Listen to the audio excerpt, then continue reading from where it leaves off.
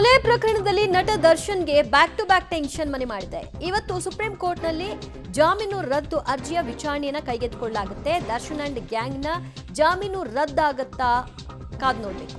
ಜಾಮೀನು ರದ್ದು ಕೋರಿ ಸುಪ್ರೀಂ ಕೋರ್ಟ್ನಲ್ಲಿ ಸರ್ಕಾರಿ ಪರ ವಕೀಲರು ಅರ್ಜಿಯನ್ನ ಹಾಕಿದ್ರು.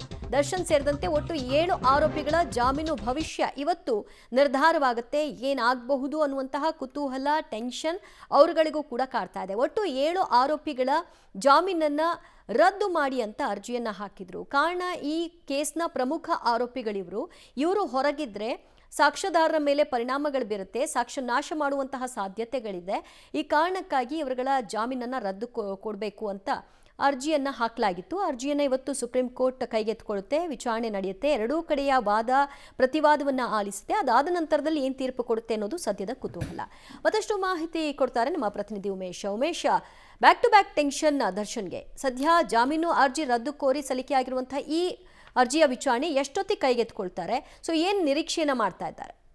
ದಿವ್ಯಜ್ಯೋತಿ, ಇವತ್ತು ಸುಪ್ರೀಂ ಕೋರ್ಟ್ನಲ್ಲಿ ಜಾಮೀನು ಸಂಬಂಧಪಟ್ಟ ಹಾಗೆ ವಿಚಾರಣೆಗೆ ಬರಲಿದೆ. ಈಗಾಗಲೇ ಏನು ನಟ ದರ್ಶನ್ ಈ ಪ್ರಕರಣದಲ್ಲಿ, ರೇಣುಕಾಸ್ವಾಮಿ ಕೊಲೆ ಪ್ರಕರಣದಲ್ಲಿ ಬೆನ್ನು ನೋವು ಅಂತೇಳಿ ಮುಖ್ಯವಾಗಿ ಅದನ್ನೇ ಮೆನ್ಷನ್ ಮಾಡಿ ಮೆಡಿಕಲ್ ರಿಪೋರ್ಟ್ ಆಧಾರದ ಮೇಲೆ ಅವರು ಜಾಮೀನು ಪಡ್ಕೊಂಡ್ರು. ನಂತರದಲ್ಲಿ ಚಿಕಿತ್ಸೆ ಅಂದರೆ ಆಪರೇಷನ್ ಮಾಡಿಸ್ಬೇಕು ಈ ತಕ್ಷಣಕ್ಕೆ ಅಂತ ಜಾಮೀನು ಪಡೆದು ಇಲ್ಲಿವರೆಗೂ ಕೂಡ ಆಪರೇಷನ್ ಮಾಡ್ಕೊಂಡಿಲ್ಲ.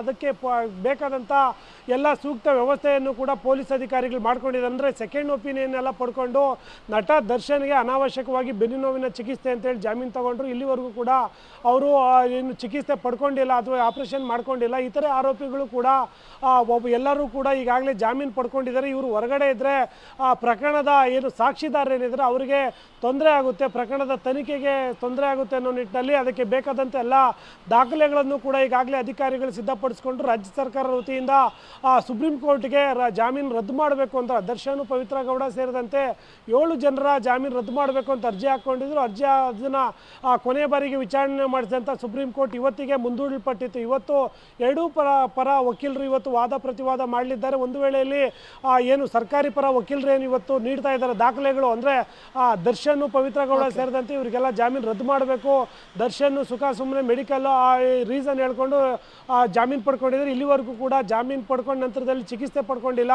ಹಾಗಾಗಿ ಇದನ್ನು ರದ್ದುಪಡಬೇಕು ಅಂತ ಪ್ರಬಲವಾಗಿ ವಾದ ಮಂಡಿಸಿ ಅದಕ್ಕೆ ಬೇಕಾದಂಥ ದಾಖಲೆಗಳು ಮುಂದಿಟ್ಟರೆ ಇವತ್ತು ರದ್ದಾಗುವ ಸಾಧ್ಯತೆ ಕೂಡ ಇರುತ್ತೆ. ಒಟ್ಟಿನಲ್ಲಿ ಈಗ ಸುಪ್ರೀಂ ಕೋರ್ಟಲ್ಲಿ ಎರಡೂ ಕಡೆ ವಾದ ಪ್ರತಿವಾದ ನಂತರದಲ್ಲಿ ಜಾಮೀನು ಅಥವಾ ಇಲ್ವಾ ಅನ್ನೋದ್ರ ಬಗ್ಗೆ ಮಾಹಿತಿ ಸಿಗಲಿದೆ. ದಿವ್ಯಜ್ಯೋತಿ, ಥ್ಯಾಂಕ್ ಯು ಉಮೇಶ್ ನಿಮ್ಮೆಲ್ಲ ಮಾಹಿತಿಗೆ. ಒಟ್ಟು 7 ಮಂದಿ ಆರೋಪಿಗಳ ಜಾಮೀನು ಅರ್ಜಿ ರದ್ದಾಗುತ್ತಾ, ಏನಾಗಬಹುದು ಅವರ ಭವಿಷ್ಯ ಅನ್ನುವಂಥ ಕುತೂಹಲ ಇದೆ. ದರ್ಶನ್, ಪವಿತ್ರ ಗೌಡ, ಪ್ರದೋಷ್, ನಾಗರಾಜ್, ಅನುಕುಮಾರ್, ಲಕ್ಷ್ಮಣ್ ಮತ್ತು ಜಗದೀಶ್, ಈ 7 ಮಂದಿಯ ಜಾಮೀನು ಇವತ್ತು ಅರ್ಜಿಯ ವಿಚಾರಣೆ ಬರುತ್ತೆ. ಅಂದರೆ ರದ್ದು ಕೋರಿ ಸರ್ಕಾರಿ ಪರ ವಕೀಲರು ಹಾಕಿದ್ರು. ಆ ನಂತರದಲ್ಲಿ ಇದಕ್ಕೆ ಯಾಕೆ ಜಾಮೀನಿನ ರದ್ದು ಮಾಡಬೇಕು ಅನ್ನೋ ವಿಷಯವಾಗಿಯೂ ಕೂಡ ಒಂದಷ್ಟು ದಾಖಲೆಗಳನ್ನ ಕೊಟ್ಟಿದ್ದಾರೆ. ಈ ಕೇಸ್ನ 8 ಆರೋಪಿ ದರ್ಶನ್ ಮೊದಲೇದಾಗಿ ಜಾಮೀನು ಪಡ್ಕೊಂಡು ಹೊರಗೆ ಬಂದರು. ಆ ನಂತರದಲ್ಲಿ ಉಳಿದವರೆಲ್ಲರಿಗೂ ಕೂಡ ಅವರಿಗೆ ಸಿಕ್ಕ ನಂತರದಲ್ಲಿ ಇವ್ರಿಗೂ ಸಿಗೋದಕ್ಕೆ ಅರ್ಹರು ಅನ್ನುವಂತಹ ಆಧಾರದ ಮೇಲೆ ಜಾಮೀನುಗಳನ್ನು ಪಡ್ಕೊಂಡಿದ್ರು.